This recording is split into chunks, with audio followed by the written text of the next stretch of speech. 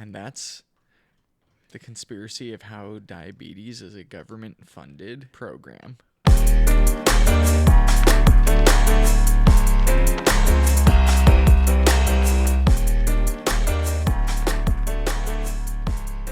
Type 1 diabetes sucks.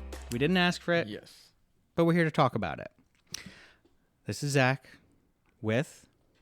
Zach. That's right. 2 Zachs. We're not sitting back to back, though, so there's no Zach to Zach pun here. This is the My Life, Your Life Together podcast, and today I have a really good friend with me who is going to talk to me about his journey with type 1 diabetes, and I'm going to share my story as well. And yes, you heard that right. We're both named Zach, both have type 1 diabetes. We've known each other for 7 months, 8 months. Longer than that. I met you when me and Angelia were still dating. Yeah, but like our first meeting was like a 2-minute conversation. That's fair. Yeah. But out of that 2-minute conversation, I walked away being like, why are we the same person? We instantly became best friends. Yes, it was a Step Brothers moment. If there could be a non-Hollywood version of that. We have yet to make bunk beds, though. Or go to the garage and do karate. Yeah, because we're both married and fat, like we were talking about before. Well, I'm fat. He's just chunking out a little bit. It's fine. So I actually don't know your whole story. And it's been something that we were like, we got to meet up sometime and tell each other our stories. And we just haven't. We haven't. Till the podcast. Yeah, and then I was like, I'm going to start a podcast so I can have these conversations with my friends, and they think I'm recording, but I'm really not. And this is it's just all it's a all ploy a to get us lie. here. Exactly. But how old were you? So I was diagnosed actually 3 weeks after I turned 11. Oh, we were super close in age. Yeah. Yeah, I was 12. It was a month before my 13th birthday. Wow. So within a couple years of each other. Yeah. March, what was it? 28th, 2002. And mine was October 20th, whatever that year is, because I don't math. Show off. How did you know? Would you just like end up in the hospital and they were like, yo, this kid's messed up? No, there's actually quite a story, like a little trail that leads to me getting diagnosed. So one, growing up when I was like a little kid, I was actually kind of a little chunky little kid. Preach it, white boy. Me too. Yeah. Especially because, right, I was raised in the South. So where were you living at the time? El Paso, Texas. That's a place over at the border area. So Southern food and Mexican food. Like everything's fried. So I was a little chunky little kid. Yeah. And when I was like 10-ish, 9 or 10, 5th grade, I started playing basketball. Like Nice. on a team and stuff. And all of a sudden I was like slimming down like crazy, which... He's bringing sexy back. As a 10-year-old, yep. I won't leave that in. But, so I was slimming down, and my family, like, we all thought, oh, it's because I'm, like, playing a sport now. So I'm a lot more physically active, even though I was already physically active kid. So they thought that I was just... because I was playing basketball, that I was starting to slim down a lot. But then I mean, it was almost all the telltale signs, right? I was slimming down, losing a ton of weight. I was eating a ton though. I was starting to get real bad headaches constantly. I was drinking water like nonstop. You know, most kids are like, "Oh, I want a soda or Capri." Like, no, all I wanted was like your water. parents found you outside with like the garden hose in your mouth, and you're like, "This is amazing." I mean, I have drank from a garden hose. I did grow up like, you know, playing outside, drinking from the garden hose. You know, but yes, I was like always drinking water. Yeah. Always, obviously going to the bathroom because I'm drinking water all the time. So These like, are how all... long after that was somebody like, something's not right with this kid? Well, my grandma on my dad's side, she was a type 2 diabetic. Okay. And so she started noticing, and like she started saying like, hey, you need to go get him checked. Like these are all symptoms, like you need to go get him checked. And at first my family, we were all like, whatever, like he's a growing boy, that's why he's eating so much, like, oh, he's playing sports, that's why he's slimming down. But my grandma on my mom's side, she's a nurse, and she's been a nurse for forever. Not forever, but a long time. Figure of speech. Right. And so I may be dumb, but I'm not an idiot. You don't have to clarify that much. She was born with a stethoscope around her neck. Yes. Her first IV was in kindergarten. No, so she one day brought a glucometer home from the hospital. She brought it over to my house and checked my blood sugar just to be like, oh, let's see. And it was white and grainy. Yeah, I mean, this was early 2000s. The question, so I hit me know. with it. I was already prepping. Let's go. If I remember correctly, Whose is bigger? I don't. Come on. Come on. So my glucose was 547. Rookie. No, I barely got you beat. What did you? So, also, my grandfather lived with us. He was a type 1. Yeah.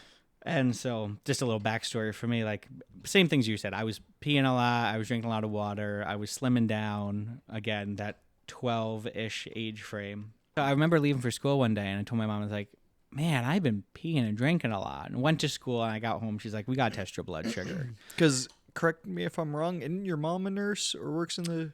She is now, but at the time she was a teacher. Oh, okay. She actually taught at the school we went to. But my grandfather lived with us, who was a type 1. So when I said that, her brain was kind of like, skirt. It was like, uh-oh. Uh-oh. And so I got home, she's like, I think we should test your blood sugar. And I was like, oh, yeah, let's do it. Because I didn't know what blood sugar was. I thought it was a blood pressure, the thing you stick your arm in at the CVS. And I was like, this is going to be fun. Yeah. Next thing I know, she brings out my grandfather's meter. He's had diabetes for eons. His finger pricker is essentially a scalpel that he would jab into his finger because he had neuropathy so bad. Oh, dang. And so... Set on like the highest setting where the... No, there was no plunger. It was literally just... jabbing. Dang. Yeah, it was literally just a jab. And so she did it, and I was like crying, and it popped up. It was like 563. And she's like, there's no way that's right. And so she's like, I got to do it again. I was like, no, Mom, I don't want to do it. You're like, she's like, we got to do it. And so she did it again, and it was 560 something again. Yeah, there was like a few point difference. I think 567 sounds familiar.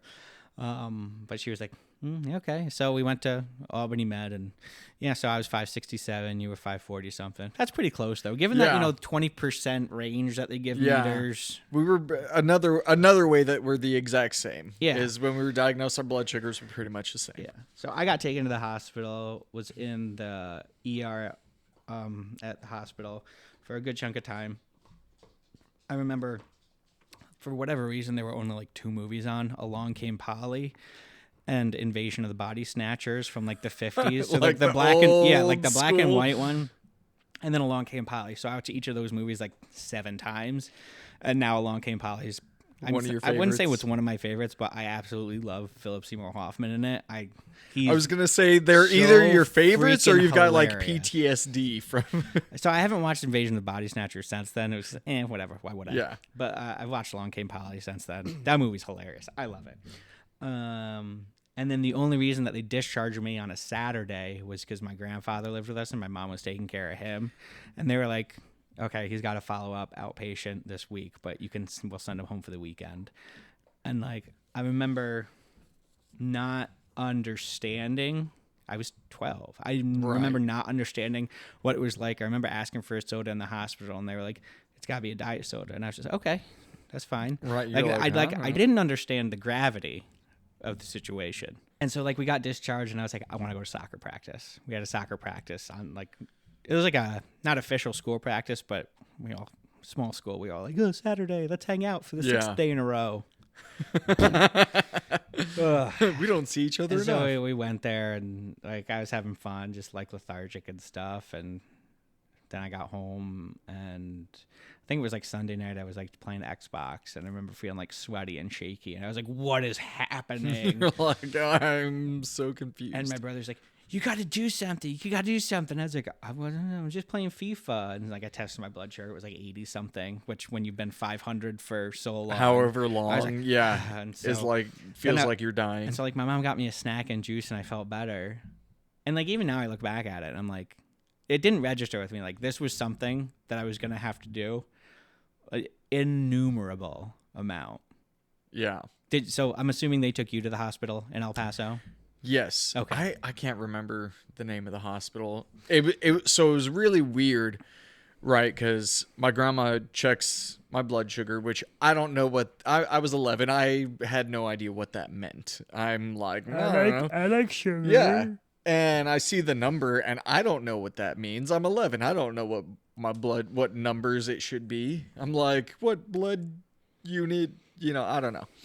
And I see the number, and I immediately could tell, like, something shifted on my grandma's face Yeah. and got very, like, serious. And I could tell, like, she was trying not to, like, look panicky, but I could tell, like, uh-oh, something's not right. Grandma, you look funny. Yeah, like, and then I looked over at my mom, and I could tell, like, my mom's face, because my mom also used to work in so she was like a phlebotomist, worked in like a blood lab and stuff. So Okay. she knew some Yeah. stuff about medical field. Plus my growing up with my grandma and as a nurse and stuff like that. So so she knew that was really bad. Right. And so then they're like, well, okay, let's hop in the car. We're gonna go to the hospital. Just get you like they're trying to keep me calm, right? Whereas I'm like, that's not normal. Yeah. You're trying to be extra, extra calm. So I know like something really bad is going on right now, kind of that whole thing. But I ended up in the hospital, and I spent a night in the ICU while they were trying to get me stabilized. Oh, in the ICU. Yeah. Okay. Because I was super Your hospital must be better dehydrated. than mine. Yeah, I don't know. But I had a really terrible story about IV, them trying to put in an IV if you I love needle bad stories. I love bad IV stories, let alone when you're 11 years old Yeah, and going through and something traumatic dehydrated already. and Yeah. they tried to put an IV in like my right hand in, I mean you can't really see it, but like this vein right here. That's a for good the vein. listeners. I It's like it. the one on the outer edge of your hand. I still don't I hate IVs in the hand because of this experience. And the first nurse came and like put the IV in, and the vein rolled, and they couldn't get the IV in because I was super dehydrated. Yep. So that nurse then pulls it out. Your veins were just flat. Yeah. And a second nurse comes. And instead of being like, oh, well, we already stuck it there, let's try a different spot, she put it right back in the same spot. Brilliant. And it rolled. And then she's like sitting there digging around trying to get the vein. And I'm 11-year-old, like trying not to like freak out because I'm, trying to be like a tough guy. And while they're digging around in my hand with a needle. Yep. And then she pulls it out. And a third nurse comes in and sticks it again in the same spot and digs around for a little bit, finally hits it and pulls the needle out, leaves the IV in. And later on, I could look and bend my wrist down a little bit, and I could see where the needle came in, bent around that little wrist bone right there, and hit the vein. So it literally like bent around the bone. And so for the next like however long I was in the hospital and they left that one in, I like also couldn't move my wrist because it hurt really bad anytime I moved it. So it's my great.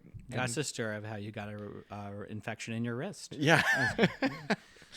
And But- that's what happened to your hand. That's why you only have one. Yeah, that's why I'm, But I was actually in the hospital. So I was in the ICU for one day, and then they moved me to like a regular hospital room. And I was there for, if my memory serves me right, which I was 11, so who knows, but I think I was there for another like 3 or 4 days. That sounds about right. But it was also right, like they were having, the nutritionists come in and Yeah. the doctors come in and try to explain and teach us how to do, how to manage blood sugar, what foods I could eat and all that stuff. So it was a huge whirlwind for me because I was in the hospital for that long, and all day, every day, it was like new classes, learning, someone else coming in to teach me something else, coming in to teach me how to give myself shots, which freaked me out at first. I didn't get any of that in the hospital, like I said, because they discharged me because I was just like, I want out of here. And my mom was like, I'll take care of him. And you said your grandpa already had type he already 1. had type 1. So I did like all that training outpatient, which I don't know if it ever made a difference, if I would have understood the gravity more if I had it done inpatient. Yeah. I mean, I don't want to make a generalization, but like kids can only understand so much. Yeah. Like even my job, when I go to do a test with a kid, like they can only understand so much. Right. So I don't know. I mean, it obviously changed my immediate life, but at the time I didn't understand how it was changing like my future essentially, and all the issues and all the thoughts and all the decision making and whatever the statistic is that type 1 diabetics have to make like 8,000 more decisions than a normal person every day. Yeah. But I mean, it's pretty darn true. I like to think the technology that you and I are blessed to have cuts down on decision making a little bit more. Yes. Now there are times where I'm like, I kind of forget I have it. Right. It's like, oh, my pump hasn't beeped in a while. Do I still have it? Oh yeah, I do. Well, and that's, I think, what a big difference from like when we were both diagnosed to now. Because when I was first diagnosed, like, and it may have just been, whatever doctors I had at the time and stuff, I didn't know anything about a pump for like 3 years. Yeah. So it was all, injections and, taking your long-lasting insulin, your fast-acting insulin, and carrying needles with me everywhere and vials of insulin. And so I feel like back then... did you have vials and syringes and you drop everything? Yeah, so I actually... that was another thing that was also difficult to adjust to, right? Was now everywhere I go, instead of being a little kid and just like running around doing whatever little kids do, now I had to carry a bag with me everywhere, like some sort of bag. What kind of bags did you have? Was it like a drawstring bag? No, when I first got it, my mom found some like type 1 diabetic supply company that made these little bags, and it almost looked like a computer, like a laptop case, like a soft one, but it was nerd. Yeah. But inside it opened up and it had a little pouch for like your glucometer. It had a little pouch where you could put like your syringes. It had little like sleeve things to put your vials in, and it was insulated and had like a sleeve for like cooler packs to keep your insulin cold.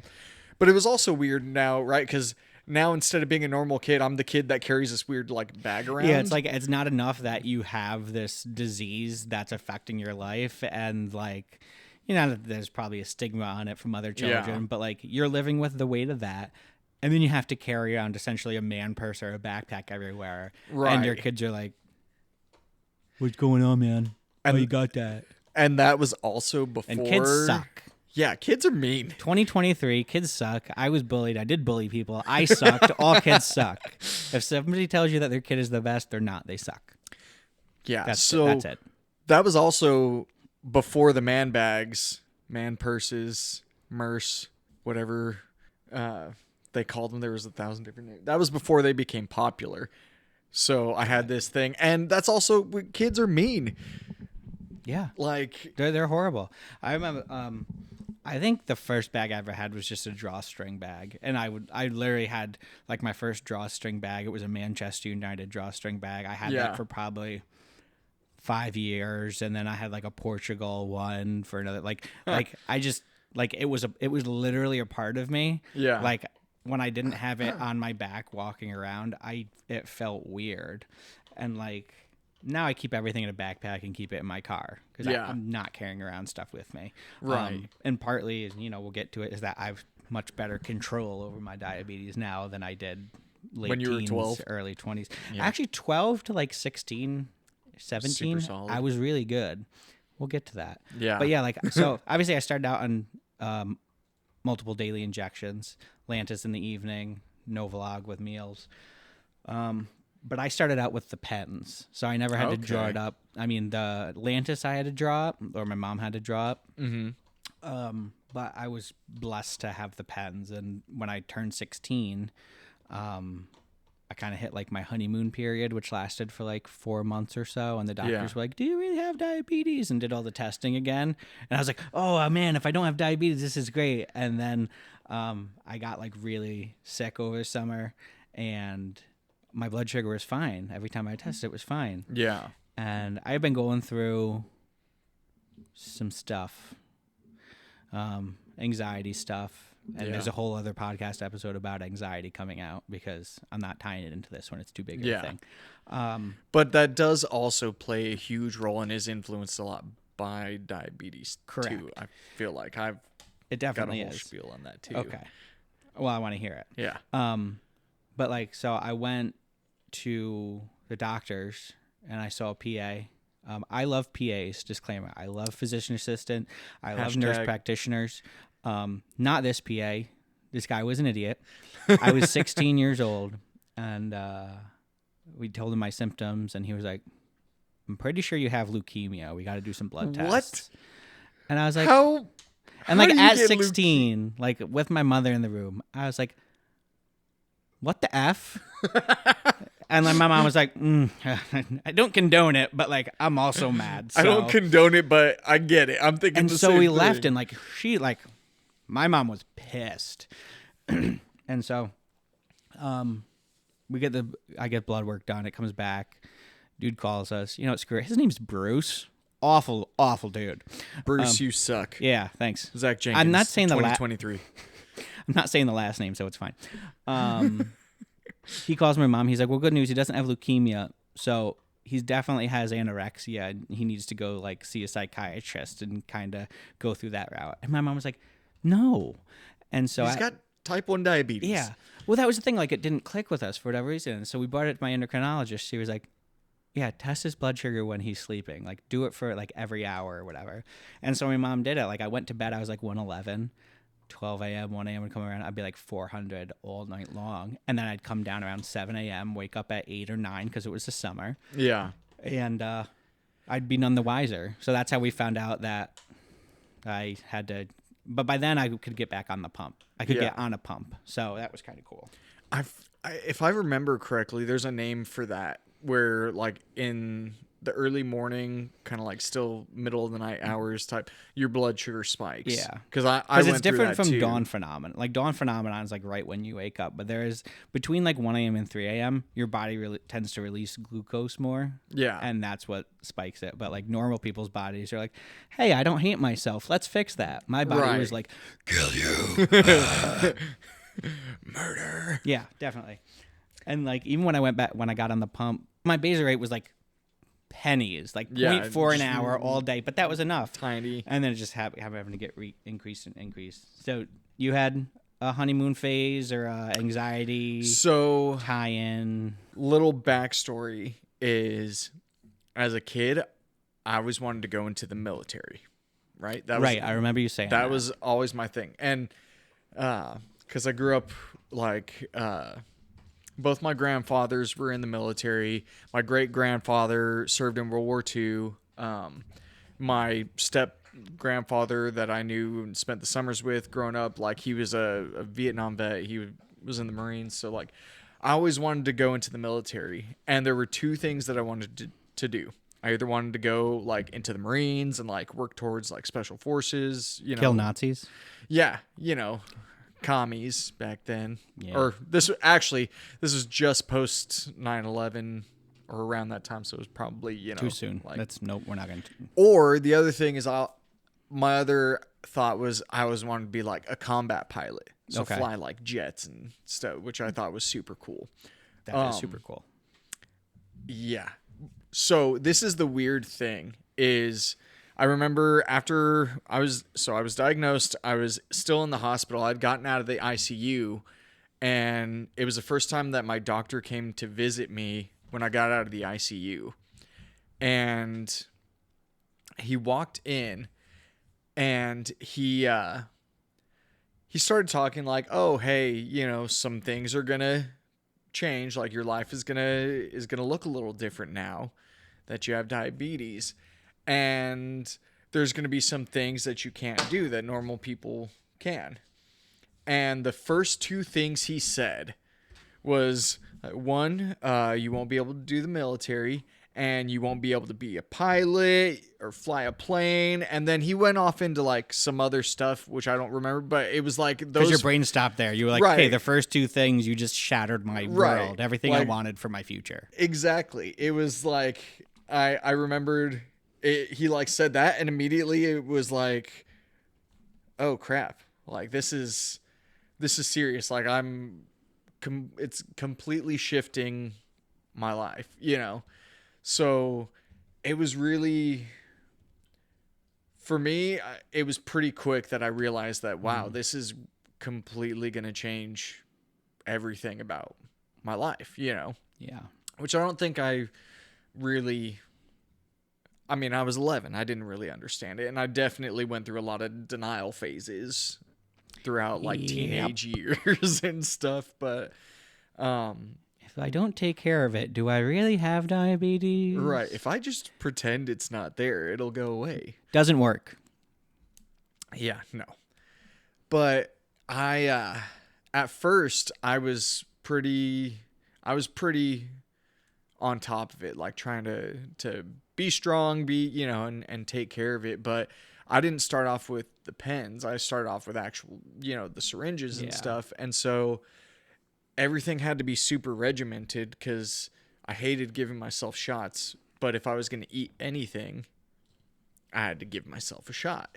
I had to stick myself. And they actually warned us, or one of the nurses, I don't remember who, warned us that kids can go through a phase after they've been diagnosed where they basically get scared of giving themselves shots and have like this weird mental block Oh, where they can't like actually give themselves the shot. interesting. And it's weird because when I first started out, for like 3-4 months, I was good. I could give myself the shots, all that stuff. And then I hit that. And I don't know, maybe it was like a month or something like that. But I got to this point where I just couldn't give myself a shot. Like I literally would be holding the syringe and I knew it's a shot. It didn't hurt that bad. I was starting to get used to them, but I was like holding the syringe and I just could not, I had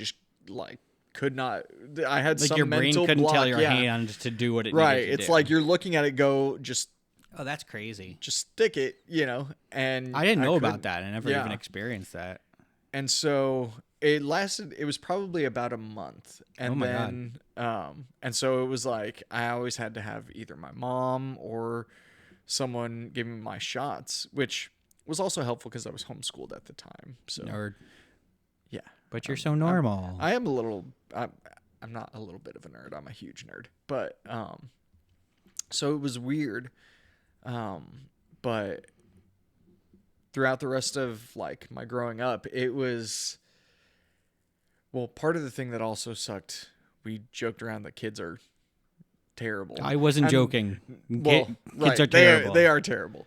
Kids find every little thing to make fun of somebody else. Right. And it was weird, right? Because if you're out with your friends hanging out or doing anything, like you're the weird one that has to bring this bag. You're the weird one that has to like bleed at the table or is, pulling out a syringe and sticking yourself in the middle of a restaurant or middle of the mall or whatever. Like you're the weird kid now. And it doesn't help because like that stage of your life, those early teen years are like when you're like you're growing and developing and like you already feel awkward. Because I remember like my personality is polar opposite to back then. Like I liked having a good time back then, but like I'm like I hated being around people. Like I was very self-conscious. Yeah. And now you say whatever you want to me. I legitimately don't. Like if I don't know you, It's not gonna bug you. And if I do know you, there's a 90% chance I'm not gonna care what you say about me. Yeah. But yeah, like now I don't have that. So like looking back, I'm like, I don't know if I wish I had. I don't want to say thicker skin because like I don't have thick skin now. Because I think thick skin is just a way to be like, oh, you're taking it and not dealing with it I'm appropriately. compartmentalizing this and shoving it down. Right now, I'm just like, cool. Yeah. Who are you? I don't. Okay. But in terms of like growing up and social life, like you said, the weird kid who bleeds and sticks himself, I kind of wish I had like the gall I have now. Because I totally would have tried to stab somebody with my insulin syringe and be like, how do you like it? But like, I'm also glad I didn't because like. Pretend like it's contagious. Now you've got it. Yeah. Although, on that note, I legitimately did have kids like sitting at a lunch table or something. If I pull out my pack and they're like, what's that? And I start to be, oh, I have type 1 diabetes. Like I did have kids that would like scoot away scared they're gonna get infected with the beatus. That's funny. You know, it's not contagious. One of my friends drank my blood once on accident, and he does not have diabetes. I'm not telling that story right now. That's gonna be a story in post. That's a whole story in post. Yep. Whole other podcast. Okay, I want to bring some brevity because we've talked a lot about kids being awful anxiety and stuff. Yeah. The weirdest circumstance you've had to like pull out your tester and test your blood sugar? Like what was the strangest environment? Oh goodness. I'm going to lead while you talk. I mean, while you think. Yeah. So mine was think though. Your eyes are trying saying to, okay. Yeah. For those of you in the area, which is all 2 of our listeners, Northern Lights. I was at a show. I was at an AFI show, and the opening band was, I don't remember who, but they were awful. But I know they were singing a song called "In the Belly of a Shark," and like it was like punch, not punch. It was like punk music to the max. There was like a little mini mosh pit going on, and I was like, oh, I need to test my blood sugar. But we were like standing because standing room only. And so I whipped out my tester, and my brother held like his phone, flip phone before iPhones, with a little light, and I tested my blood sugar. And I was like 87 or something, and then I had a panic attack, and then I went and go sit outside for the rest of the show. But I tested it in the middle of the mosh pit, so that's actually just impressive. Yeah, in the middle of a mosh pit. I didn't get blood on anybody. I didn't poke anybody. Not sanitary at all. No. Like didn't alcohol my finger before or after. Gave it the old lick. Although I gave it the diabetic lick. I was about to say, as a diabetic, you learn lick. a whole different level of like, is that sanitary? Nope. But it's too expensive to be sanitary, idiot. Right. Otherwise, I'd be carrying around like a pack of alcohol swabs all the time. Yeah. Can you top that? No, but I can say probably the weirdest place is always, because I traveled a lot as a kid with different like King's Kids, YWAM, different like church groups and stuff. And so in the airport, I think was always the weirdest spot because this was shortly, post 9/11. So anything electronic, people are like, right. What? Electronic or syringe, like for whatever reason they always thought it was like he's pulling out a bomb. Yeah, you could have had a sheet of paper and people would have been like, right. What is that? And so the other thing too was I got stopped by security like every time I went through because they see in their little x-ray thing medical supply stuff, although now they're a lot more understanding about it. Although depends which airport. That's true. Some airports literally they don't care at all. Yeah. Whereas I was like flying back from Pittsburgh once, and I had my medical ID on, my Dexcom, and my pump on me, and I walked through, and the guy, and like he's in Pennsylvania. Yeah. But he's got like a southern drawl. He's like, son, He's a transplant like me. I don't know what you got on you, but you lit up like a damn Christmas tree. And I was like, I'm just a diabetic. He's like, oh, I know those. I'm like, those? I know those. Do we know I each know other? you Like, what? people. And so he's like, oh, I got to pat you down. I was like, okay, that's fine. I got to check your hands. I was like, I know. He's like, you have a nice day. I was like, thank you, Jim Bob. Yeah. So I used to have the full like pull you aside in the little cubicle and do like a bag search. What? But now, right, and because I try to, because I get stopped, you go through the scanner thing, they're like, what's on your side? Like, it's a deck. So I now try to like tell them, right? I still every single time, oh, well, we got to check your hands. And they wipe your hands down with the like gunpowder residue check or explosive residue check thing. The last time we did that, like the dude wasn't gonna do it, and like I could tell he was training, and I wanted to be like, bro, you got to wipe my hands. But then his supervisor came over. He was like, his hands got to get wiped. And he was like, oh, yeah. And I was like, I should have told you. Made you look good in front of your supervisor. Just walked up and been like, here, bro, just do it. So, Side note to the like weirdest place. I also in the airports learned that drug sniffing dogs alert to insulin. Well, then JFK's got some horrible drug sniffing dogs. Well, because I've been stopped in the airport with a drug dog alerting on my bag. You sure it wasn't because you had drugs on you? As like I was like 13 or 14. No, okay, I definitely El Paso. I mean, come on. I mean, yeah, I'm a mule for the cartels. And then one time when I was an adult driving, this is when I lived in Kansas City, and I was driving back up from El Paso. There's like Border Patrol checkpoints, and I got stopped at a Border Patrol checkpoint. My entire car like searched, all that stuff, because the dog alerted on my car. Oh my Which God. I already knew. I was like, it's because of the insulin, because I had a cooler with. Why do they hit on insulin? No idea. Why don't you know? I was never part of a canine unit. Why? So, although with the job that I worked, I should have asked. I knew enough of them. I should have. Do you still have contacts? Can you ask? I do still have contacts. Yeah. I will find out. I want to know. But yeah. Because that's fascinating to me. Yeah. So it's weird. Part of me wonders though if it's specific dogs, like you think about the airport or like a border patrol checkpoint. I wonder if it does have something to do with smuggling, right? Like that was long before the fentanyl crisis, but like, medical something or another. I don't know. Interesting. It would be interesting to know for sure. Weird little theory, but what? Oh, weirdest place I'd check my blood. So yeah, probably just an airport, because I feel like people were also like overly sensitive. Like if you're in an airport post 9/11, everyone's like waiting for the guy to, try to light his underwear on fire or his shoe or, Yeah. So just anything. Yeah. They were hyper sensitive.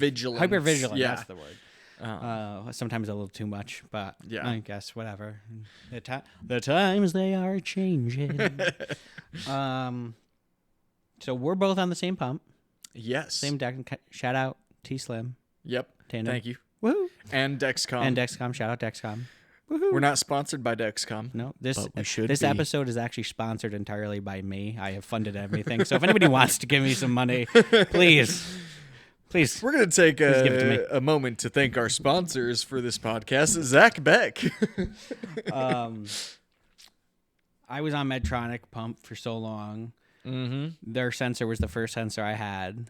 The most painful thing in the history of the planet. Oh my gosh. And plus the needle thing was like... The needle was so long. I mean, in reality, it's maybe like, I don't know, an inch long, but it... No, it was at least... This is going to sound dumb, but it was at least 1.5 inches, which is a big difference when you're a kid. But I remember the first time I put it in, I was like, dear Lord. And like it's like a harpoon. Yeah, and like the thing that it came in to plunge into you. Sucks. It was like one speed. I mean, they're all one speed, but like it was set to kill. Yeah. Like if your organ was too close to the surface of your body, you were going to bleed out. Yeah. I can't tell you how many times I bled like a stuck pig with those sensors. So I was on and off that for like years. And then I remember using the Dexcom G4, which was bulky and you had to use a receiver and it lost connection all the time and just like wasn't worth it. So I was on and off that. And then I was on and off the Dexcom again until like 2020 when I like started really buckling down on my stuff again. Maybe 2019 I started buckling down on my stuff again. And haven't looked back since. Now I wear it every day and I'm like, if I don't have it, I'm gonna freak out. What were you on before Tandem? So I was also on Medtronic. Yeah. So I was on. I'm gonna stop you right there for a second. I was on Omnipod in between Medtronic and Tandem. Don't use Omnipod. Screw them. Okay, go ahead. They looked terrible, but I started right on syringes, and it was like 3 years before I got. No, maybe it was 2 years before I got to the pump, but that was just.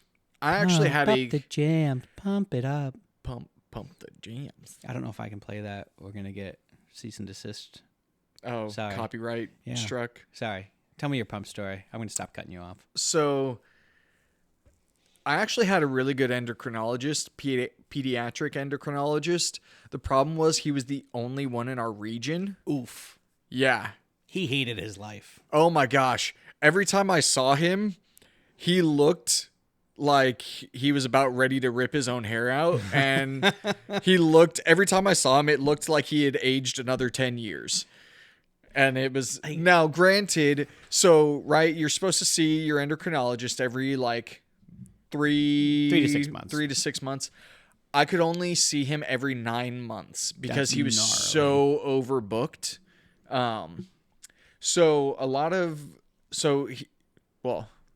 There's a whole teenage years, lots of struggles, teenage and young adult years, lots of struggles with diabetes, which I'm sure we'll get into. But part of that was he put me on the pump to try to have some more control and some more like freedom too. Mm-hmm. But that was, so I started with Medtronic and I was on Medtronic for like 15 years. Just upgrading to whatever. And I'll get this to Medtronic. They were a phenomenal company. Like, I mean, they still are because insurance. I had no issues with them. Yeah. Just the Guardian. But that was, I'm complaining about a new technology that was coming out. Like this was the first of the first. Right. Nobody else had a CGM. Yep. When they released their first Guardian or whatever it was called back then. Right. And I have to give it to them because I hate insurance companies and screw insurance companies. Yeah, they are awful. And yeah, they are. If you work for an insurance company, I'm sorry, but you probably had to sell your soul to the devil. Probably. So what's he like? Yeah. Tell us. Leave a comment. So they, man, might be a good thing we only have 2 viewers so that we don't offend a bunch of people. Yeah, but one of them works for an insurance company, so now we're down to 1. Oh, dang. But, because the insurance company, like, I mean, pretty much any time I'm trying a new technology, they don't want to give it to me. You know, they don't want to do anything new. Yeah. So, but Medtronic, we contacted the company, and Medtronic got in contact with my doctor, and then got in contact and fought my insurance company to get coverage for my pump so I could get on a pump. Boom. And yeah, I loved the pump because it gave me a lot more freedom to be a little more normal. And then I also did the sensor, and that thing, I did not stay on it very long because I was like, this thing is a nightmare, which I get as a new technology. So I just went back to being irresponsible. Finger sticking good. And, you know, sticking my finger like once a day, which is terrible and bad and not how you should take care of There your were times diabetes. when I was sticking my finger once every 2 weeks or 3 weeks. I mean, I also went through periods like that, so... Yeah. But that's a whole nother part, but... I don't even know if we have time to get into all the non-compliance that we both went through. I feel like that might be a part two. That's definitely a part 2 because there's a whole lot. There's a lot with like anxiety, and and I'm sure there's a lot for you. Like there's a lot that nobody knows about my journey with diabetes. Like my Lex knows probably everything by now. Yeah. But like my parents don't know everything. My brother, like nobody knows everything. Lex knows, I'll give her like 90% of it. But like the stuff when we were dating, I mean, I didn't tell her how bad it was or Right. anything that was going on with it because I was, I don't know, self-conscious about it or whatever. Like, Yeah. it was like I would spiral into this hole of like, I'm not doing good. I'm playing from behind, and then it would just get Yeah. worse and worse. And it's like, it sucked, and like it was more than anxiety at that Yeah. point too. Like, not that it was depression or anything, but like there were definitely times where I'd be like, oh, this isn't worth it. Like, it's just not worth it. Yep. Whew, where to start unpacking this? Because, yeah, there's a lot and a lot. But because at this point in my life, I don't want to speak for you, like, I've kind of blended those times together. Yes. Like, from the time I was 17 to the time I was 24, probably, maybe even 25, there was almost no care. I did enough to not get hospitalized. Yeah. But I didn't do enough to where I shouldn't be as healthy as I am today. Yeah. By all accounts, I should have a litany of complications from my eyes to my kidneys to my feet to whatever. Yeah. And it's by the grace of God that I don't. I mean, Same. I've had people tell me there were issues, or I've thought there were issues, but tests and everything are like, no, you're healthy. And I'm like, you sure about that? You're like, how? You sure? So, but not to cut you off, even though I no, keep you're doing good. it, but you can unpack as much as you want to unpack. So, no pressure. I think But that's the part point of of it, this episode. Yeah, like a lot of it stemmed from, right, it started because one, all of a sudden my entire like life's aspirations got shattered.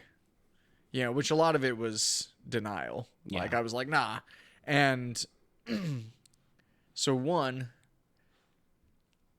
and this will be something later on to get into, but one, I have a lot of faith and a belief that God is going to heal me. And I did, especially when I was first diagnosed, especially because, you know, I had some words from the Lord, a lot of people praying for me, and I still believe it. Yeah. But I think at certain points, I tried to let that just like, oh, if I just pretend it's not there, God will heal me and Yeah. it'll just, you know, it'll just go away. So from the get-go diagnosis, you struggled with it mentally. Yes. Okay. Yeah, right away, because it completely derailed everything that I was looking to do with my life. Right. And then it went to like, I've got to change everything. Like now I'm the weird kid, you know, got to deal with that. And then it's a lot of responsibility for a young kid like that to take on. It's a lot of responsibility for anybody, let's be Yeah. honest, but especially a kid. Because all of a sudden, instead of just being a kid and running around, playing, having fun, doing your thing, now I got to worry about Staying alive while doing that. Like, oh, if I start to feel a little like cold, sweaty, or a little bit shaky, it's not like, oh, I'm tired. Like, no, it's like, oh, hey, you could be dead in, 20 minutes, Yeah. And so there's just a lot of stress in that. And I think I wanted to be normal and I wanted to still have my future. So I didn't want to take care of myself. I didn't want to check my blood sugars. I didn't want to take shots, I didn't want to take insulin. Mm-hmm. And like this, I will also give credit. Like, I love my mother and she is a wonderful woman, and I can't imagine what she was going through as a mom trying to take care of her kid. But we got into so many fights over it, because she's trying to motivate me and keep me, taking care of myself because she wants me to be healthy. And I'm like, leave me alone. Yep. And I don't want to do this. And, and so my poor mom, one of the things, and this is a very big deal for me, especially, cause I know some people that have, kids that have been diagnosed and things like this. And I try to share this and let people know this is, don't use fear to motivate. Yeah. Cause I can tell it absolutely backfired. Cause I wasn't taking very good care of myself, but I wasn't terrible when I was an early teenager. Yeah. but then, like, there was a family friend who was a doctor. And I actually don't think my family either remembers this or maybe they weren't in the room when this was said. Because they tried to get this family friend who was a doctor to talk to me. Did they try to do like an intervention with you? Not necessarily. Well, yeah, kind of. Like, to Brilliant. talk me into, like, take care of yourself. That'll always work for an 11-year-old diabetic. Well, I was like 14 or That'll always 15 work at for the a time. 14 diabetic. But, and going back to the, like, fear won't motivate, like, it just brings hopelessness. Because I remember this person saying something to the effect of, well, if you don't take care of yourself now, then by the time you're in your 30s, like, you'll start losing your eyesight, you'll start, like, your kidneys will start failing, you'll start, like, losing your feet, your hands, like, your circulation, you'll go blind, like, you'll be dying. And like, what's up with that? Like, of course we know that. Like, we know that there especially are kids risks. growing up now, like, with the internet and stuff, the first thing kids do is probably Google it now or whatever. WebMD. Like, yeah, like, of course we know that. Telling us that, it's like, why do people think that's going to work? Like you said, like, fear's not going to motivate us in that instance. We're already terrified that we're going to have this miserable death. Yeah, And, we're already the weird like I kid said, with the disease. my grandfather lived with me. He had type 1 growing up. So Yeah. he had diabetic retinopathy. He was legally blind, congestive heart failure, everything wrong with him. He had like femoral bypass surgery to try and get blood flow back in his legs. Got infected, gangrenous, toe amputation, had to live out like I watched him have a bad death. Yeah. And to my recollection, my parents never overtly was like, that's gonna happen to you. And I'm very grateful for that. Yeah. But there were other people that definitely were like, make sure you keep taking care of yourself. Your kidneys are going to get bad. Make sure you take care of yourself. Yep.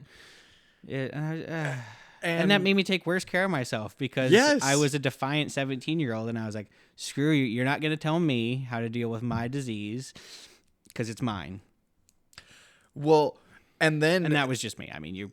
No, maybe you were that better. was like exactly the same because I had that, which was like, oh, hey, thanks. You're just basically telling me I'm gonna die in my 30s. Yeah. With So all what's the these point of horrible- living, Yeah, right? all these horrible, like, I'm gonna go blind. I'm gonna lose my feet. I'm gonna lose my hand. I'm gonna have heart issues and kidney. Like, you're telling me all this terrible stuff's gonna happen. And then I remember one appointment. I don't think it was my normal pediatric endocrinologist. He may have been like too busy and they sent me to one of his assistants or something like that. But I remember this guy telling me, he was like, you know, even if, like, take good care of yourself, but just be aware, like, even if you take good care of yourself, like, you're just be ready. You're going to have to deal with this and that and the circulation and the... So you tell that to a teenager, like, what motivation or hope do I have to take care of myself? You're basically telling me, well, What you do doesn't matter. Yeah, what like, you do. You could take care of yourself as best as you can, but in the end, it's not going to matter. Yeah. The first time I encountered that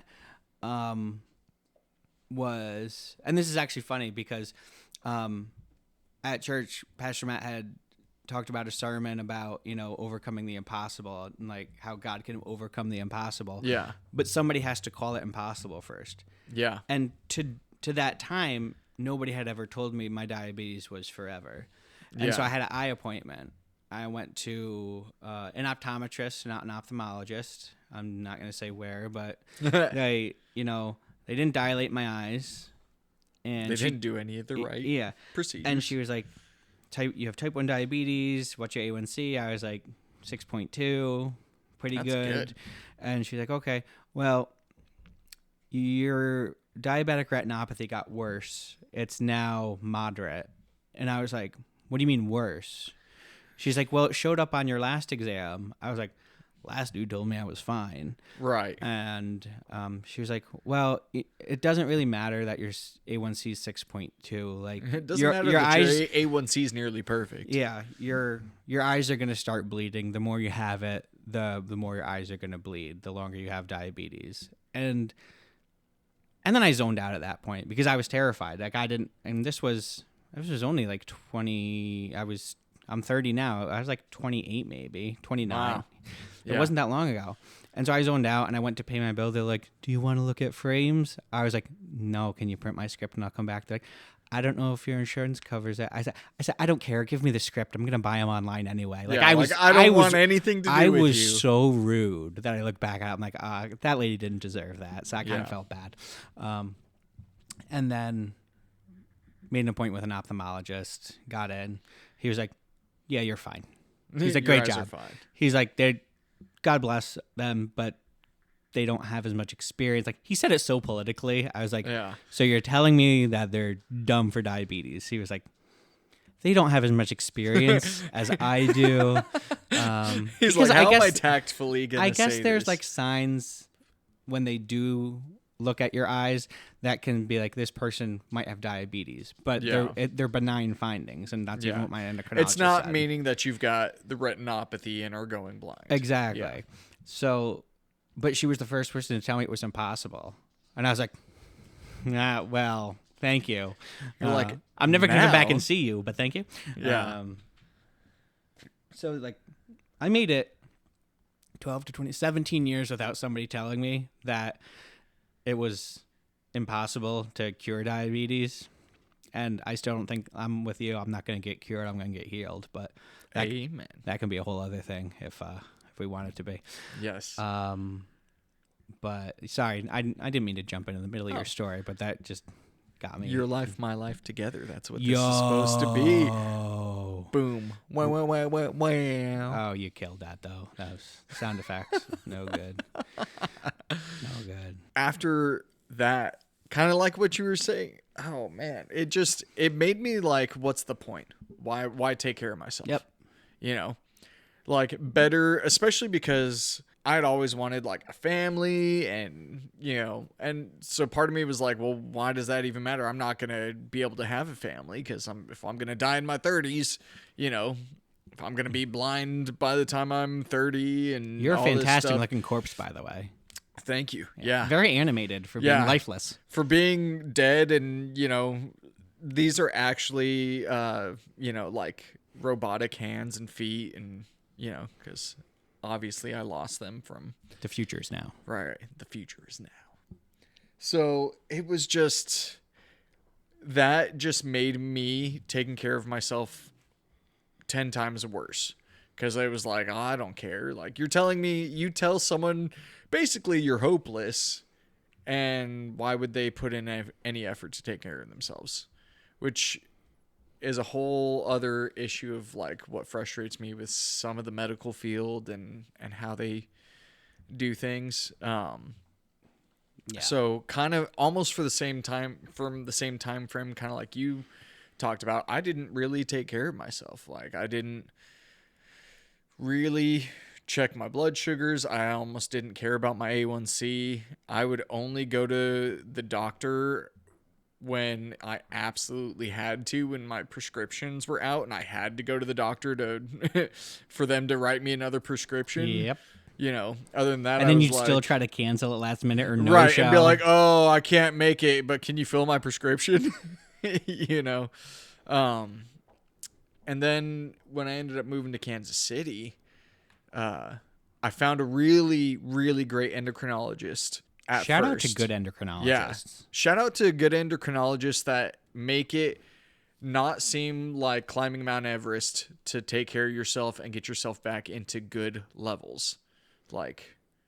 And actually give you kind of some hope for the future. Yeah. Thanks, Beth, because I'm going to make you listen to this. Do it. That was my endocrinologist who recently retired. Nice. She freaking saved my life more than anybody knows. Yeah. I don't remember what my good doctor's name was. Problem was, after like a year, he retired. Boo. Yeah. So I was like getting back on track. Ugh. And then he retired. And the office that I was at, it was hard for them to, because they were like, oh, well, the other doctors at their office weren't picking up new patients. So they're trying to figure out like who to send me to in their office while all the other doctors are like overbooked. And they finally sent me to one, and they were one of those doctors that's overly booked, too busy, that just kind of comes in, looks at your chart for like 2 minutes and is like, yeah, okay, so what prescriptions do you need? Okay, yes, sounds good, all right, bye, and walks back out of the They room. were script writers and left you to fend for yourself. Right.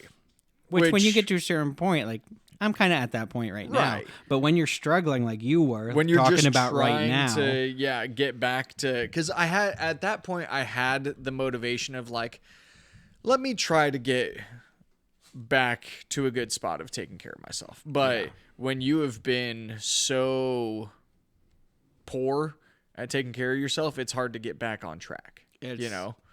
Without a lot of help. I mean, it's like anything. At least any health thing. I mean, it literally is a deep dark hole, and like it's hard to fathom what those words mean. Yeah. Unless you've been in it, and like I'm not comparing with like.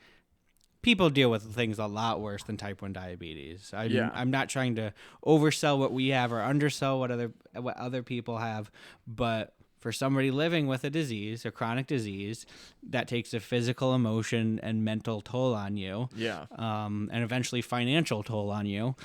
Which compounds the first three things that I already said. Yep. Not shout out to that 5,800 bill I haven't paid yet. My account's frozen. Somebody sponsor me. No, it's fine. It's all fine. But you're in that place and you're saying like, why is tomorrow going to be any different? And you can want to get better physically, but getting over that mental hump is terrible. Saying the last 6 years have been horrible. What makes tomorrow different? Yep. Why is tomorrow? How am I going to do this tomorrow? And I remember like trying to chip out of the way here and there. It wasn't working. I had some weird GI thing going on, and they worked me up for Crohn's because it's another autoimmune disease, blah, blah, blah. And in the midst of that, the MA who worked with Beth at the office gave me a call. And I was like, oh, David, did you hear that I was sick and I have a lot going on? He's like, no, you popped into my head. And I said to Beth, Zach hasn't been in a while. Let's call him. And I was like, stop it. That's pretty amazing. And he's like, how's it going? And I was like, things are terrible. And I don't know what to do. And I was like crying on the phone with him. He's like, come in. I was like, you guys are going to yell at me. He's like, we're not going to yell at you. Like, we're going to help you. Pause for pup difficulties. Pause for puppies. Pause for puppies. That's P-A-U-S-E, not P-A-W-S for P-U-P-P-I-E-S. Please leave that part in the podcast. No. So I remember him calling me, and I was like, you're going to yell at me? He said, no, we're going to help you. So I went in, and I mean, they're like, have you been testing? No. Have you been changing your sites? No. I've been trying to make the supplies last because I knew you could only write so many scripts without seeing me, blah, blah, blah, blah, blah. And so they stuck like a Libre on me. They're like, come back in 2 weeks and we'll scan it and we'll just see what's going on. In the meantime, test your blood sugar, see where it's at. So I tested it here. I didn't barely tested it. And they, after the 2 weeks, they scanned it. And it was like right before Christmas. And I remember Lex and I were shopping for like a bottle of like liquor or something to make punch at her uncle's house. And the doctor called me, not Beth. Beth was on vacation. And they were like, what's going on? And I was like, what? They're like, your A1C is a 14.6. Oh.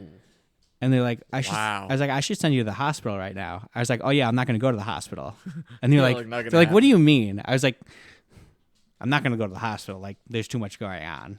Like, still that defiant. Like, I wasn't quite ready. And they're like, okay. So I talked to Beth. Like, she's in Florida. Like, she was on vacation or something like that. And she was like, tell him to do this. And so, like, again, shout out, Beth. Good for you. Gonna make you listen to this. And so basically, like, they just doubled my basal rates for everything. And then they put another Libre on me, and I went back in 2 weeks, and I was down to like 9 point something. So like, wow. They're like, okay, we're getting there. Yeah, it might have been low 10s actually, but high 9s, low 10s. It's all the same. Still pretty piss poor, but a whole lot better than 14.6 was. That is wild. I wasn't coma range. And literally we just took it from there, and it was baby steps. And I'd see Beth every month or 2 months, and then it was every 3 months, obviously. And it was like 10.2, 9.8, 9.6. And then I was like testing more because insurance companies wouldn't give me a Dexcom until I tested my blood sugar 4 times a day for 30 days straight or something like that. And like, those are the people that need the CGMs. Are the people Right. not testing their blood sugar. Right. Why are you stupid? That's who it's made for. So just the fact that I was testing my blood sugar more and taking insulin to correct it, Yeah. she was like, all right, this is good. You're gaining weight because you're taking more insulin, but whatever. And then once I got the Dexcom, I mean, I was down on the 7s, and I was below 7 for a year, like a whole year. And then I was in the 6s, like low 6s. Mm-hmm. And then I was like, she told me she was going to retire. I was like, I'm hitting below 6 before you retire. And she's like, that's like really hard to do. That's super hard to I was do. like, I'm going to do it. And so my second to last appointment was, well, it was going to be my last appointment. It was like 6 or something. And I was like, I want to see you one more time before you retire. She's like, all right, we'll squeeze you in. I was like, I have to do it. And so at the next appointment, I was like, do my A1C again. She's like, okay, I'll do the A1C. It's like 5.9. I was like, ha, You're told like, you. And then I kept it at 5.9 for like a year or something like that. And then my last one was like 6.1 or something. And Mike was like, I mean, that's good still, job. Yeah, that's still Pretty good. That's still really good. But yeah, that was my come to terms with, you know, I'm married now, and it's not my own life anymore. Like, my decisions are affecting my wife, because we had been married for a good amount of time by that point. Yeah. And she'd like kind of ask, but I'd always give her like bad attitude, which I don't want to be doing that to my spouse anyway. Yeah. Let alone my best friend, let alone like my whole entire world. So I was like, well, the only way I'm not going to have attitude with her is if I actually take care of it. Because the only reason I was giving her attitude is because I was so, you know, ashamed of what I was doing to myself, because I knew it affected her too. Well, and talking about the ashamed thing too, like, one, that's also the problem with diabetics and trying to like kind of fear monger them, is like, we know what we're supposed to do. Like, we know. We're not dumb. It's not like, yeah, we're not dumb and being like, oh, wait, I'm supposed to check my blood sugar. Like, we know, but it's this weird denial, depression, like frustration, hopelessness thing. And then the more that you nag on us about like, oh, you're not doing what you're supposed to, the more that like it just piles on. Like, yes, I know my A1C is not supposed to be 14, like, but so it was interesting. My A1C never got to 14. So, but I won't say A1C is not the right word, because it wasn't a 3. It was the 2 weeks I had to leave Rayon. Yeah. The average would have been an estimated 14.6. Okay. So, but honestly, That's probably what my it was probably between 13 and 14 anyway. Let's be honest, because I hadn't changed my lifestyle that much. So yeah, I should have been dead. Yeah. Why not? Like, and I was the same way there for a long time. I was having A1Cs and like consistently in the high 9s or the 10s. And it was one of those where I would like BS it through the appointment just to like get my prescriptions.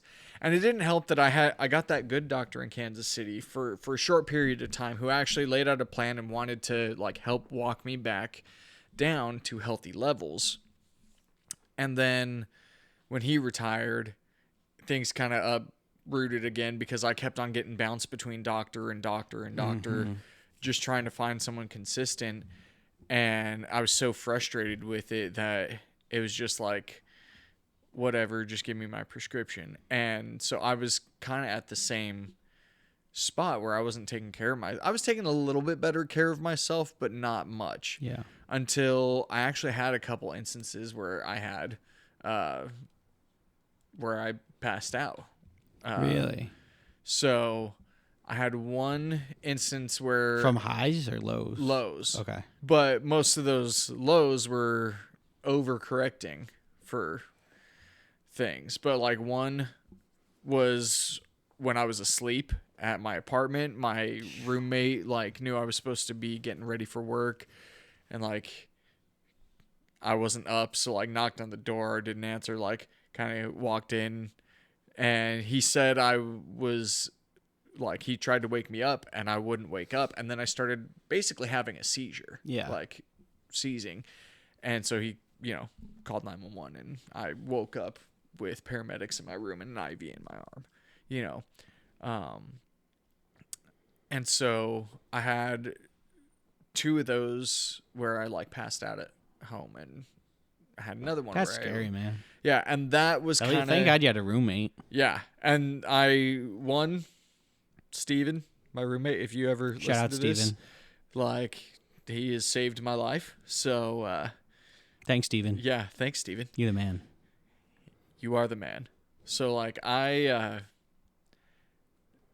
that was kind of my come to Jesus moments, because I'm thick-headed enough that I had to have more than one for me to, like, Did you finally get to where I was like, all right, I better Yeah. start actually taking care of myself. Did you ever like test your blood sugar and then put a lower number in your pump so when your doctor looked at the data, they thought you were doing better, even though when they checked your A1C, they were like, this kid's so full of it.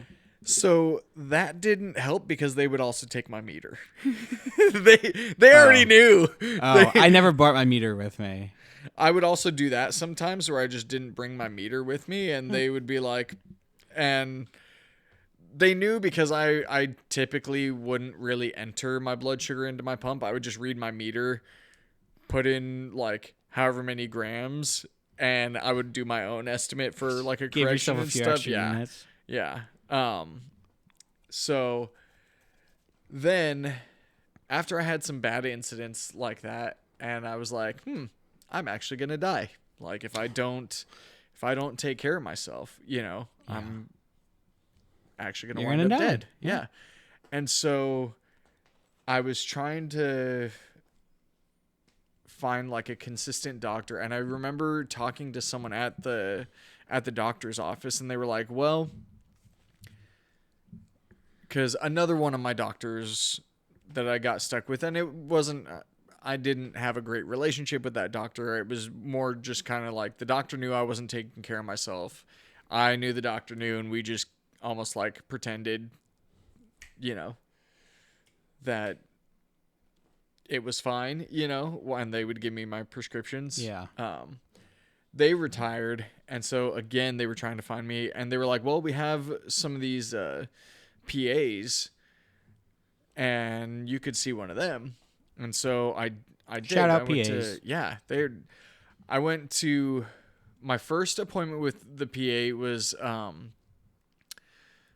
I can't remember her name off the top of my head, but if I remember your name at some point, thank you. Like, you got me back on the right track. And she was looking at it, and she did the same thing that one good doctor did, and was like, okay, like, you're uncontrolled right now, so let's get you on a plan. And she was not very good with the technological aspects of it. And so she was like, well, there's this other PA in the office who's great with the pumps and all the technology with that. And I had been on the Medtronic glucose sensor for a little bit, but I didn't really like it, and I didn't use it consistently, or I didn't calibrate it consistently. And so she started talking to me about Calibrations. I forgot about those sucked. Yeah. Shout out Dexcom for not having calibrations hardly ever. And being remarkably accurate, Yeah. even without the calibrations. All right, continue. Sorry. So she was like, well, the other PA in the office is great with the pumps and all the technology with it. I think, like, here's a plan to kind of get you back on track, but I really think you should go see her because she will get you all squared away with the pump and all that stuff. So I ended up switching to the other PA, who, shout out Jackie Johnson. She's fantastic. Because she was the first. Go, Jackie, go. Yeah, she was the first medical professional I had seen since like early teenage years that had helped me get my A1C below 7. That's awesome. Yeah, into the 6s. And she's the one that got me onto the Tandem pump, the T-Slim, and got me the Dexcoms, and that's been like life-changing ever since. It's the most normal I've been able to live because I don't have to stab my fingers all the time, and Yep.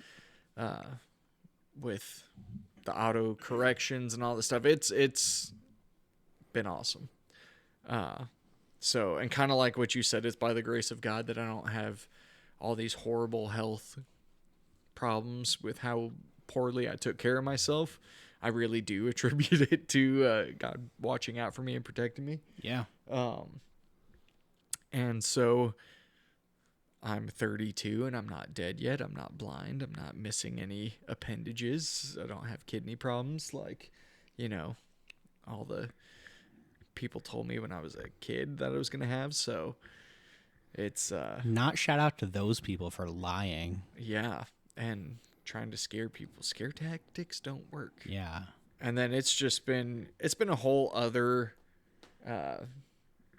journey with the like kind of depression stuff to go from like it's hopeless, like screw it, whatever, if I die, I die, to going, okay, like I can take care of myself, I can be responsible, and if I'm responsible, I can have a fairly normal life, and I can actually have a healthy life, know, and I can have a successful life, Yeah.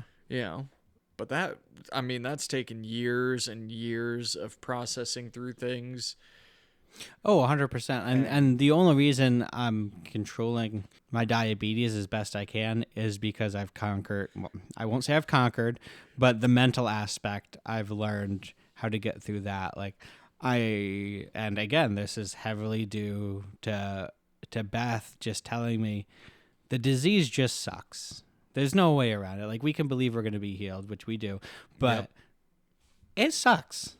Okay? Yeah. It does. It someday you can do the same thing on a Tuesday and do the same thing on a Wednesday, and you can have totally different blood sugars.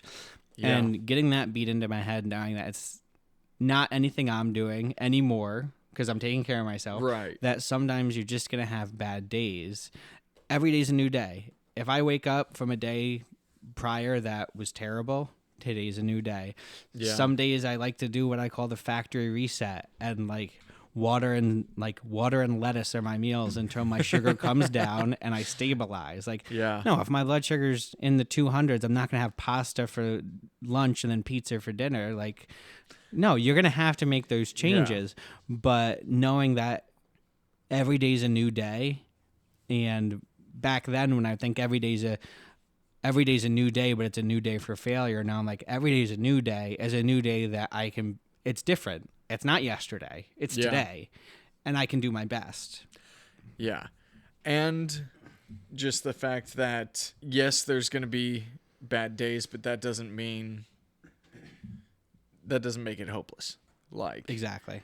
Even with not taking care of myself, and even with,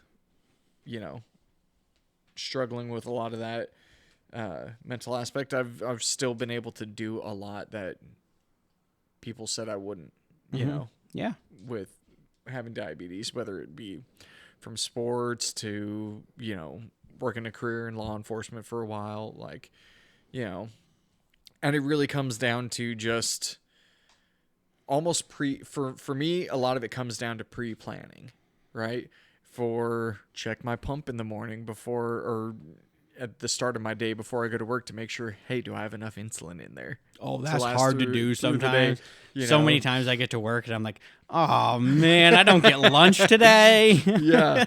That sucks. Because little things like that when I was, younger and not taking care of myself, they would lead to things where it's like, oh, I didn't realize I didn't have insulin because I wasn't paying attention, and I just ate this massive lunch, and I look at my pump and I've got like a unit left in it because I wasn't paying attention to it because I didn't care, and now I know I'm going to be like skyrocketing all day until, and I'm going to be getting sick, and, or, taking things like glucose gels with me places, and it still is. Yeah, I actually, on Amazon, have a scheduled order every month and order glucose gels It's a reoccurring order. Like I feel like part of it is just breaking down that mental mountain into small chunks. Because you look at it 100%. like when you are off the rails, or you're new and young, or even if you're like a parent with a kid, like you look at it, it looks like this giant mountain. Yeah. To learn how to handle it. I know it was a long time ago. I know nobody ever talked to me about the mental aspect of it. Absolutely like not. Even healthcare provider, parents, now that like nobody was like, and I don't know if it's different times and they're changing. I'm hoping that physicians are kind of doing it now. But it needs to be talked about. That It's not just a physical disease. It's very much a mental affects your mental and emotional state. Yeah. Well, because it affects so much of your life, of course it's going to affect, your mental state, your mental health. Yeah. I do know, and I will give credit to my pediatric endocrinologist later on when I was, an older teenager and not really taking care of myself. He did mention to both me and my mom, like, oh, they have diabetic counselors to help people, which, of course, I was a stubborn, kind of snotty teenager. I was like, I'm not doing that. I don't want to go to a counselor, Yeah. Which, but I think if you start preparing someone early on, or prepping yourself to like, okay, this is not just, like you said, it's not just a physical issue, it's emotional, mental, like, you can have better success, especially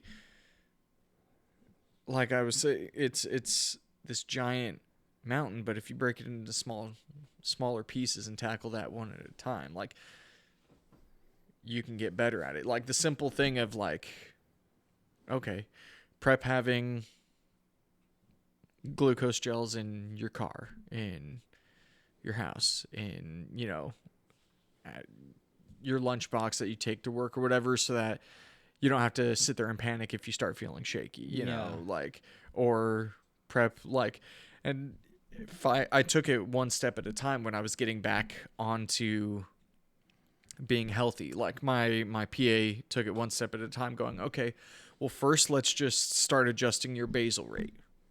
Once we get that kind of adjusted to your schedule, then we'll start looking at your ratio of carbs to insulin, and we'll start working at that. Once we get that pretty dialed in, then we'll work on the aspect of like, oh, you tend to always forget to bolus at lunch, or you tend to always forget to, change your correction factor, your sensitivity, or all that fun. Which is the awesome part of the programming on the pumps nowadays. Oh my god, yeah. Like, So what does our pump do? Like 0.05 or something like that. 0.05 like stupid. So units. Yeah, It's not even a half unit. I'm not good at math. That's less than a half unit. Yeah. Everybody, kind of land this bad boy a little bit. okay. What's one thing you wish people knew about type 1 diabetes? Oh man. And why is it that if I lose weight, it's not going to make it go away? Yes. I mean, pretty much that is that people think that type 1 diabetes is because you were overweight or you ate a bunch of sugar. Like, I can't tell you how often I had the comment like, oh, so you must have been a fat kid that ate a bunch of sweets, right? Yeah, Like, my uncle had diabetes and he lost some weight and it went away. I was like, I'm so happy for him. That's great. They're like, you should, and I was like, you should stop talking. yeah. I think I'm more graceful now that I'm an adult and I've learned how to be like how to be tactful. respectful. Yeah. But yeah, I mean, that's probably up there for me. And then in terms of like people who have type 1 diabetes, it's okay to not be okay with it. Like, yeah. it's okay that either you have spiraled or you're in a spiral right now. I can promise people I was in a pretty dark spiral at the very, very, very, very bottom. And I got out after 3.5 years of working at it. Spiraling. Yeah. Now I'm 5.9. So that's phenomenal. you can do it. Yeah, I would say probably some of the biggest things. I don't know if I can narrow it down to one thing, but it's the thing of kind of like that is a lot of people and I've heard this several times too, is that don't downplay diabetes. Don't downplay like, yes, I'm thankful that there are other diseases, there are other things that are god awful and horrible that I'm so grateful that I don't have. But that doesn't negate the challenge that diabetes is. 100%. Yeah, that's good. I've heard so many times people be like, well, at least you don't have cancer, or at least you don't, Yeah. I'm very happy I don't have that. I but am. My life still isn't at the quality that a normal person's is. Yeah. So let me have my feels. Yeah. And at the same point, kind of with your first point, is don't blame a person. Don't tell me to eat cinnamon. If one more person tells me to put cinnamon in my coffee, cinnamon? I'm going to slap you in the face. That is good. Cinnamon and coffee is good. Hasn't cured my diabetes, though, so back off. But the fact that, like, a lot of people think that it's your own fault because they think you were a fat kid that gave, and I was a fat kid. Like, even if you are talking to a type 2 who is overweight and ate terrible and, like... Still not an excuse to blame them. Don't shame them. Still, like... You're just a jerk at that point. Fear and shame doesn't work to get anybody healthy. No. Like... Maybe do a little research before if you meet someone that's diabetic. The same way that if I meet someone that's got, leukemia or something, I'm not going to be like, oh, well, you know what you need to do. Yeah. Like, I'm going to listen and sympathize with them and maybe do a little bit more of my own research before I start telling them what to do or why. And even if you think that's the reason or something, kindness and support is how it's how you help people. Just be kind to people. It's easy. Support people that are going through it. Because even if it is their fault, like diseases aside, if somebody's going through something and it is their fault, making them feel worse about it, literally in the history of humankind, has never worked. Be kind to them, support them, and they're gonna do better. Yeah. Thank you guys so much for listening to me and Zach. He will be on again in the future. We have a lot of things planned. And not all much more fun, entertaining. Yeah, they're not all going to be this deep and heavy, but some of them might be because that's the kind of talks we like to have. But I mean, we both have an affinity for one Mr. Jack Black. Yes. So Jack Black is going to have a pretty heavy part in this podcast. I'm going to try and get him to guest star on it someday, but I wouldn't hold That would blow my mind. Wouldn't hold your breath on that one. But yes, we plan to do some Jack Black watching films and ranking or reacting and We're fun not stuff. Cool enough. We're gonna have fun. But thanks for listening and catch the next episode. Also, yes, if anyone. I'm spitballing this at you, processing out loud while we're on the podcast. If anyone has questions or comments or wants to talk or reach out, I meant to say that diabetes. I got too excited about Jack Black. I mean, he's exciting. Yeah. If Jack Black wants to reach out and talk about diabetes. Yeah. Okay. Continue. But I don't know. Is there a place they can contact you or us or? Yes. So there's going to be the email linked with the podcast's website, Facebook. There is a page and then an Instagram as well. So DM, message, post, email, subscribe to the episodes, and hopefully there'll be some type of like email newsletter that will be set up just to keep in touch. But yes. There are a lot of ways to keep in touch, whether it's a question for me or for Zach. I will make sure he gets the question. Or if it's not questions and you just need support or somebody to talk to, literally, we are here always for open, all 2 of you listeners. Yeah, always open to talk. Yeah, thank you for bringing that up because I meant to say that. Yeah. Now, thank you all for listening, and we'll see you next time.